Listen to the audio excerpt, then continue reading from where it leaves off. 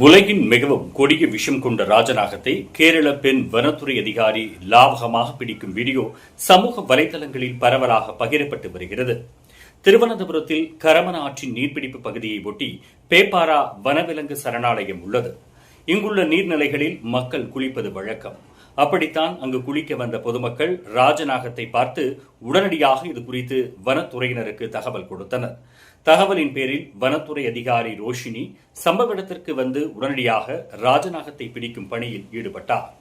சுமார் 18 அடி நீளமும் 20 கிலோ எடையும் கொண்ட ராஜநாகத்தை மிகுந்த போராட்டத்திற்கு பின்னர் ரோஷினி பத்திரமாக பிடித்துள்ளார்.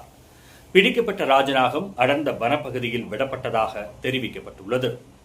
ஆனால் அவர் பாம்பை கையாண்ட விதம் தவறாக இருப்பதாக சிலர் கருத்து தெரிவித்துள்ளனர்.